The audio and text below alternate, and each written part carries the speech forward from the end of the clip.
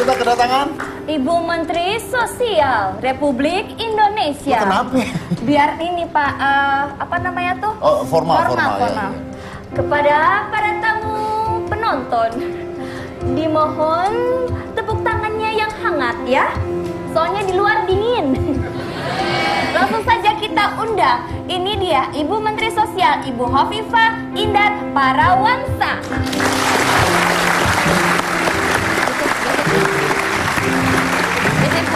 Ibu, apa kabar? Ibu, maaf Ibu kenapa telat? Ibu kenapa telat?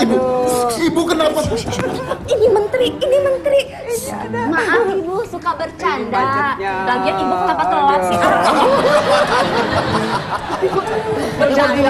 Silakan Ibu. Lihat tangan dulu untuk Ibu.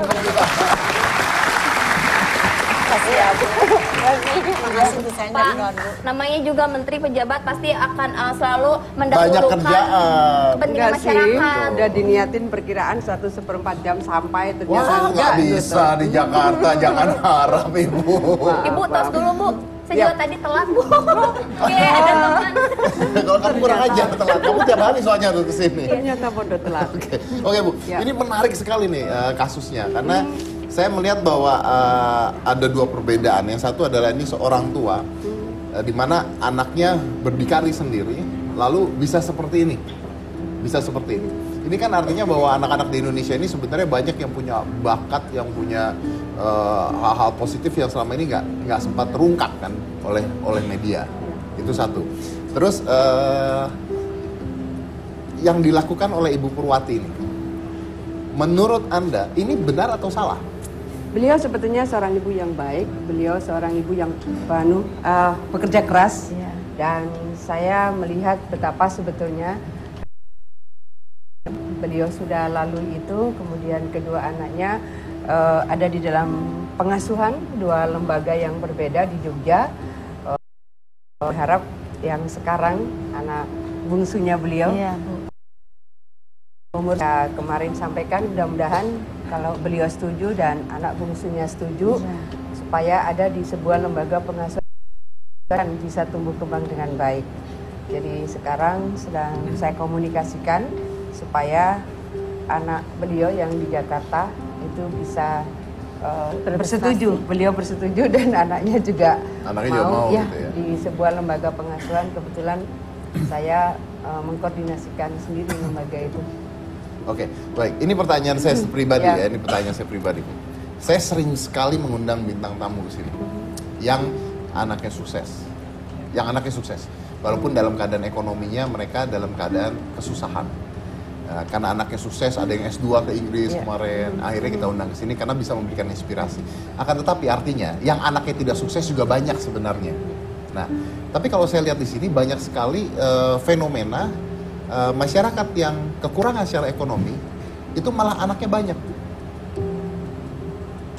Ya, biasanya ada proses edukasi yang harus terbangun ya, termasuk mungkin keluarga Bu Pur ini. Tapi lepas dari itu semua, ada satu proses dari bawah.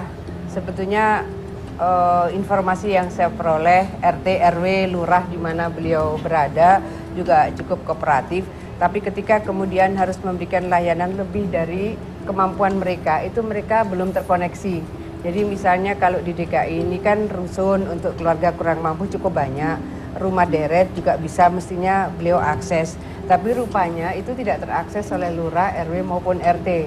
Saya rasa ini hikmah besar ketika kemudian Mas Farid ini sakti peksos yang ini hunter outreacher yang luar biasa ini Mas Farid, Mbak Yuni juga. Ini akan menjadi titik awal di mana Bu Pur sudah dapat sebetulnya support dari beberapa lembaga yang akan menyiapkan rumah kontrakan bagi beliau. Kemudian juga ada yang menyiapkan modal ya Bu ya untuk beliau. Juga ada yang menyiapkan beasiswa untuk anak beliau yang sekarang SD. Dan sebelum beliau nanti pindah dari safe house Kemsos ke rumah kontrakan, saya ingin bisa memastikan bahwa berbagai program perlindungan sosial akan beliau terima dulu, seperti kartu Indonesia Sehat, kemudian kartu keluarga sejahtera, supaya beliau bisa dapat PKH, bisa dapat Rastra. biasanya kalau suka berpindah-pindah tempat juga program-program itu seringkali tidak sampai, sehingga kalau rumah kontrakannya nanti sudah siap sih, insya Allah sudah dekat dengan tempat tinggalnya beliau yang sekarang. Saya sudah mengkomunikasikan kalau rumah kontrakan itu kan sesaat, tapi kalau akses ke Rusunawa sangat memungkinkan, bisa memberikan garansi bagi beliau bahwa ada hunian tetap untuk beliau dan kelak untuk putra-putrinya. Artinya masih banyak yang belum terjangkau? Bukan belum terjangkau, jadi mestinya kalau untuk wilayah Jakarta, RT menyisir, RW menyisir, Lurah menyisir, mestinya ini akan terkoneksi dengan berbagai fasilitas yang sudah disiapkan oleh Pemprov DKI. Tapi kan kita menemukan beberapa kasus seperti Bu Pur ini beberapa kali saya menemui mereka yang sudah dievakuasi di safe house Kementerian Sosial. Saya juga ingin menyampaikan terima kasih. Sebetulnya kesetiakawanan sosial, solidaritas sosial masyarakat Indonesia ini terjaga sangat tinggi sekali. Asal mereka ada trust, mereka mengetahui bahwa oh iya ini butuh ini butuh ini. Seperti yang kemarin saya temui beliau di safe house Kemsos, cukup banyak lembaga-lembaga yang ngapot beliau dan sudah gitu. Oke, baik. Bu Khofifah, ini menarik sekali karena berita tentang beliau ini masuk ke dalam sebuah media. Yeah. Nah, bagaimana dengan orang-orang yang mungkin mengalami nasib yang sama, tapi tidak terjangkau oleh media, tidak terjangkau oleh tangan-tangan tadi dan sebagainya? Mereka harus kemana nanti? Ya, jadi sebetulnya kalau perlindungan sosial itu kan tugas di pemerintah kabupaten kota. Yeah. Harusnya memang dana desa yang hari ini itu sudah masuk 60 triliun untuk didistribusikan langsung ke desa. Mudah-mudahan itu juga akan meningkatkan layanan publik aparatur desa kepada rakyatnya masing-masing. Nah, kalau itu kemudian bisa termanage dengan baik, komunikasi di antara desa dan camat mestinya juga terbangun dengan baik. Kalau hari ini sebetulnya mekanisme komunikasi antara desa bahkan dengan bupati wali kota itu kan mestinya juga bisa real time. Sayangnya itu belum terbangun di semua kota dengan baik. Menurut Anda? Akhirnya kemudian banyak sekali, kita itu sebetulnya punya semacam Mas Farid ini ada 800 di Kemsos. Ya, se-Indonesia, Sakti Peksos, Satuan Bakti Pekerja Sosial. Menurut saya mereka lah para outreacher yang luar biasa untuk menyisir. Tapi luasnya Indonesia, besarnya wilayah dan jumlah penduduk 800 itu memang tidak semua bisa menjangkau. Paling tidak kemudian komunikasi antar grup, saya juga masuk di grup para hunter itu. Nah, dari situ yang memungkinkan kita bisa melakukan penjangkauan. Saya bisa pastikan sih biasanya maksimal 2 jam sampai di tempat. Sakti Peksos menurut saya luar biasa. Ya. Termasuk Mas Farid ini. Baik. Luar biasa ya mereka ya. Nah, ini ada satu yang penting. Tadi mungkin Ibu menyampaikan ke sayanya agak kurang jelas ya. Iya. Jadi Monik itu bertanya apa tadi, Pak? Monik itu tadi ketika berteleponan Bu, menanya ingin bertemu dengan perwakilan pemerintah yang ke sana, tapi kita nggak tahu ada atau tidak. Iya, saya tadi itu sudah mencoba mencari tahu. Rupanya kami di Kementerian Sosial tidak ada undangan, Bappenas tidak ada undangan. Semula saya pikir Kementerian PPA, rupanya Kementerian PPA tidak ada undangan. Satu yang kami belum tembus informasi karena ini penyelenggaranya WHO. Apa mungkin Kementerian Kesehatan, kami belum dapat konfirmasi. Tapi yang jelas Bappenas terkonfirmasi tidak ada undangan. Kemudian dari PPA, dan Perempuan Perlindungan Anak. Tadi sore WHO udah balas email Bu, sedang dilihat gitu. Iya. Nanti dikabarkan ke email. Coba. Kalau rasa kalau WHO mungkin jalurnya melalui Kementerian Kesehatan. Mungkin. Tapi kami belum dapat respon tadi. Gitu. Ibu utus saya aja, saya dampingin ke Kanada biar bisa keluar negeri. Oh iya, mau jadi TKI Bu ya? Bukan jadi pembicara jadi Pak, pendamping luar gitu Pak. Biasa. Gitu Pak. Tapi kalau di Ottawa saya rasa selain tim diplomat ada Pak Dubes di sana. Jadi bisa ada pendampingnya juga. Biasanya kalau perwakilan negara gitu selalu ada yang mendampingi. Ya. Oke, baik. Terima kasih banyak Bu Khofifah. Ini mudah-mudahan sistematisnya berjalan dengan sempurna secepat mungkin kalau begitu ya. ya. Mudah-mudahan ya. Dan itu memang masalah yang terus-menerus lah ya. Struggle luar biasa. Betul sekali. Dan pastinya masih banyak anak-anak yang luar biasa di Indonesia yang butuh dukungan kita semua pastinya itu ya. Oke, baik. Kita punya hadiah dari Hitam Putih untuk Ibu Menteri ya, dan Ibu juga jelas ya. Dan ini kita akan langsung keluar. Langsung kita panggil Pak Toto aja. Iya, silakan masuk Pak Toto BS. Ya langsung keluar. Ketemu Ibu. Siapa dulu? Oh, Ibu Kofifa, silakan. Ibu Menteri akan di sketch gambarnya oleh Pak Toto. Bu, Pak Toto ini, Bu, bagus banget sketchnya, Silakan, Bu. Boleh silakan. kasih, Bu. Jadi gimana? Jadi Pak Toto ini adalah Spesialis, Bu. pelukis sketch tercepat. Rekornya dia adalah kurang dari 1 menit. Oh, ini. Jadi Iya, Bu. silakan. Ibu. Secepat kilat sama Ibu geledek, sambil Bu. menikmati ini. Iya. Lihat ke Lihat deh ntar, kurang dari 1 menit. Coba lihat jam deh. Punya nggak? Oh, kesian ya. Kurang dari 1 menit nih.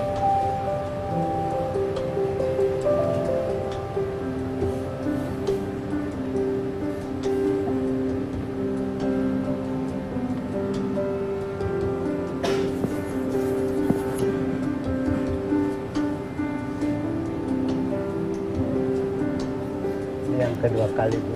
Iya. Kayaknya udah mirip tuh matanya udah.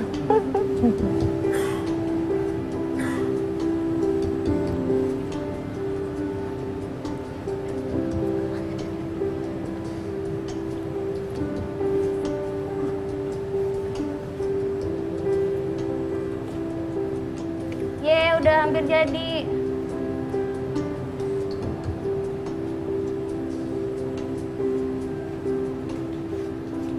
Terima kasih. Ya. Terima kasih. Sama-sama. Oh. Selesai.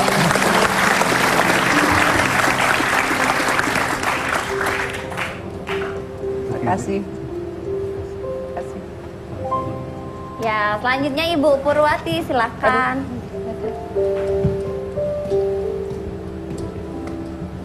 Silakan sini. Berdiri aja, berdiri. Oh, berdiri. Berdiri. Lihat ini ya. Ke atas.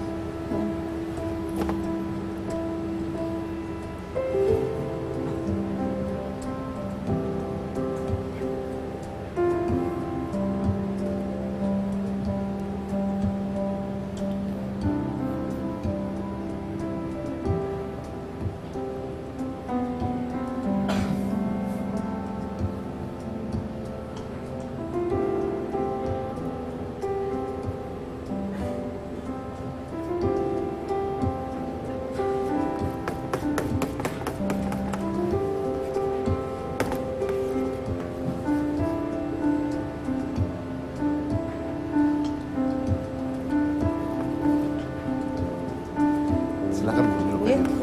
Saya mau lihat nih cara kerjanya.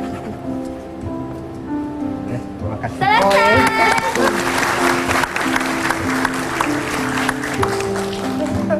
Terima kasih. Oke, terima kasih Pak Oke, Toto baik. BS. Iya baik, Ibu Kofifa terima kasih sekali lagi, terima kasih. Mudah-mudahan semuanya berjalan dengan baik dan lancar. Terima kasih banyak semuanya buat kehadirannya di Hitam Putih. Silakan duduk aja, duduk aja. Dan yang pasti, Pak Toto silakan duduk Pak Toto. Terima kasih banyak juga. Mudah-mudahan ini kita yakin sekali bahwa masih banyak anak-anak Indonesia yang seperti ini Bu ya.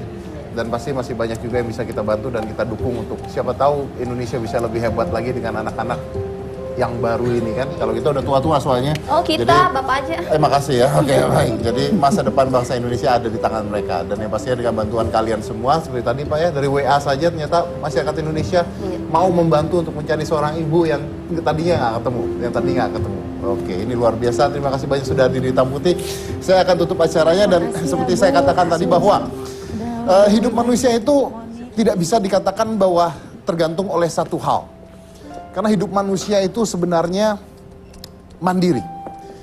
Kalau kita bicara tentang seorang anak, ada 2 orang anak. Yang satunya itu adalah seorang maling, yang satunya adalah seorang polisi. Mereka kembar dua-duanya. Mereka kembar. Ketika ditanya pada seorang anak yang pekerjaannya maling, kenapa Anda jadi maling? Anak yang maling ini mengatakan bahwa saya maling karena ayah saya maling dulunya. Ketika ditanya pada anak yang kerjanya jadi polisi, kenapa dia jadi polisi? Dia menjawab juga, karena ayah saya maling dulunya. Karena ayahnya maling, dia tidak mau mengikuti jejak ayahnya. Itu yang satu. Tapi yang satunya, karena ayahnya maling, maka dia mengikuti jejak ayahnya jadi maling. Apa itu artinya? Artinya secara psikologis, hidup seorang anak manusia ketika dilahirkan di dunia, orang tuanya hanya bertanggung jawab dalam waktu tertentu. Tapi setelah itu hidupnya menjadi milik dia sendiri. Anda ingin jadi apa, Anda ingin berjuang, Anda bisa sukses, Anda bisa hancur, bukan karena salah siapapun, tapi karena salah diri Anda sendiri. Itu yang pasti. Jadi mulai saat ini, kita harus berhenti menyalahkan kita orang lain dan sebagainya. Karena orang yang kuat mewarnai lingkungan, bukan diwarnai oleh lingkungan. Orang yang kuat bisa menentukan apa yang diinginkan, bisa membedakan apa yang selama ini menahan dia untuk bisa berkarya. Tidak lagi ada alasan orang tua saya susah, saya akan jadi orang susah. Orang tua saya kaya, saya akan jadi orang kaya. Berapa banyak orang kaya yang anaknya menghancurkan bisnisnya sendiri. Berapa banyak juga orang susah yang punya anak dan sukses nantinya. So stop think about that. Hidup Anda adalah pilihan Anda sendiri. Your life, your choice. Inilah hitam putih.